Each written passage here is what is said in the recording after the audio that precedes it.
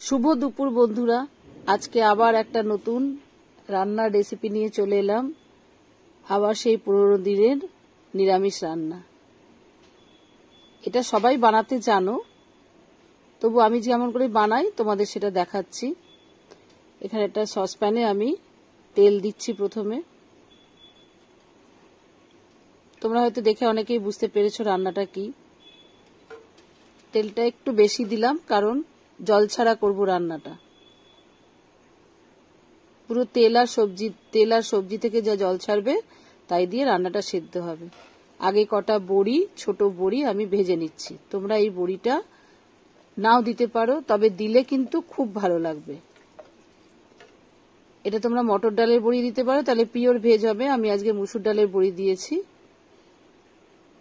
বা অন্য যে কোনো ডালের বড়ি তোমরা ব্যবহার করতে পারো, কিন্তু ছোট বড়ি দিতে হবে, বড় বড়ি দিলে কিন্তু হবে না। বড়িটা ভাজা হয়ে গেছে, এখন আমি তুলে রাখছি।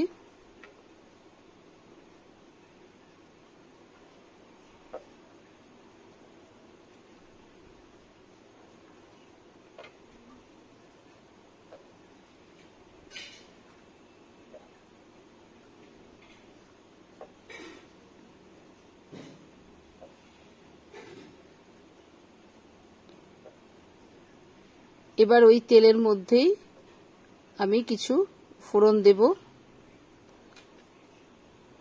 ফোড়নে আগে আমি এখানে কি ব্যবহার করছি দেখো। প্রথমে দিলাম সর্ষে, কালো সর্ষে দিয়েছি আমি এখানে। এবার দেব শুকনো লঙ্কা, 3টে শুকনো লঙ্কা দিলাম। 2টো তেজপাতা দেব, আর দেব হিং। হিংটা একটু বেশি লাগবে এই রান্নাটায়।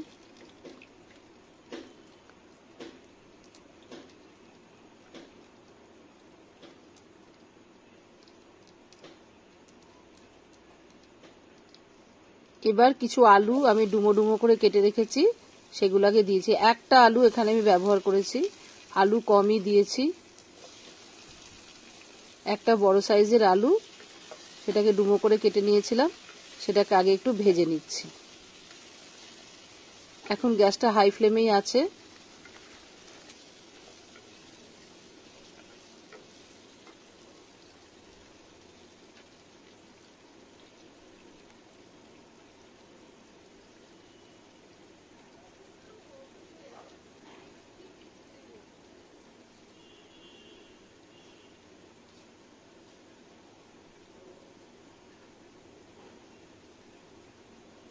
রান্না করাটা আমার একটা নেশা, আর এখন তো হয়েছে রান্না করে ভিডিও করে তোমাদের সাথে শেয়ার করা।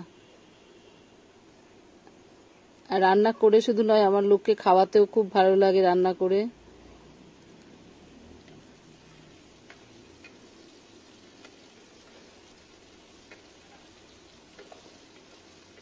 অ্যাকচুয়ালি রান্না করতে করতে আমার এখন এমন একটা হয়ে গেছে, রান্না করলে আমার কোনো পরিশ্রমই মনে হয় না। মনে হয় শুধু নিত্য নতুন কোনো রেসিপি তৈরি করি, বাড়ির লোককে খাওয়াই আর তোমাদেরকে সাথে শেয়ার করি। আলুটা খুব ভালো করে ভাজা হয়ে গেছে।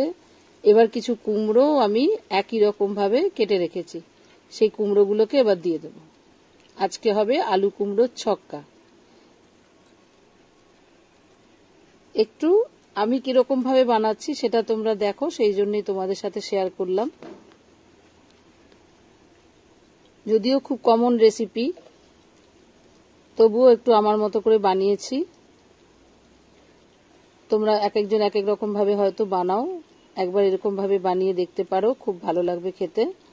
এখানে আমি কোনো বাটা মশলা ব্যবহার করব না, সব গুঁড়ো মশলা দিয়েই রান্না হবে। আর জল একটুও ব্যবহার করব না। এই কুমড়ো আর আলু থেকে যা জল ছাড়বে সেটাতেই আলু আর কুমড়ো সেদ্ধ হয়ে যাবে। এবার আমি খুব ভালো করে ভেজে নিচ্ছি কুমড়ো আর আলুটাকে। এখনো গ্যাসটা হাই ফ্লেমেই আছে।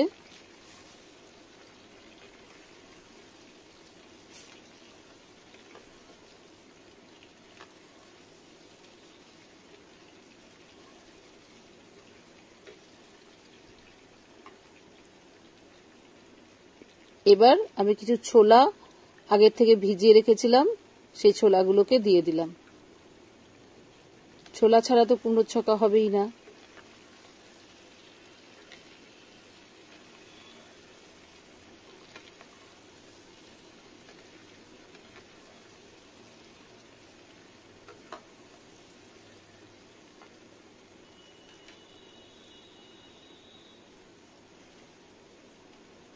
এবার এর মধ্যে দেব আমি লবণ, স্বাদ মতো লবণ দিচ্ছি।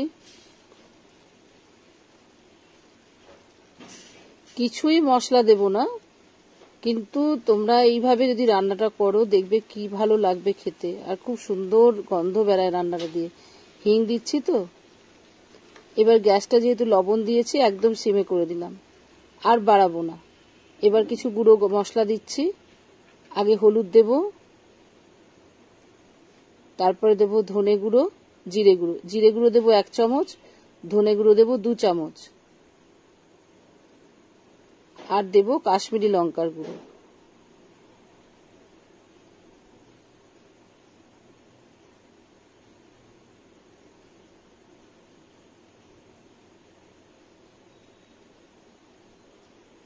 ব্যাস, মশলা বলতে এই, আর কিছু দেব না। এবার এটাকে খুব ভালো করে কষাচ্ছি।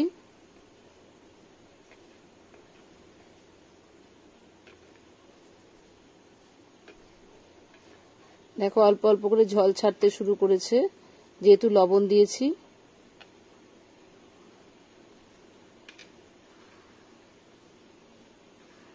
এখন এটাকে ঢাকা দিয়ে দেব।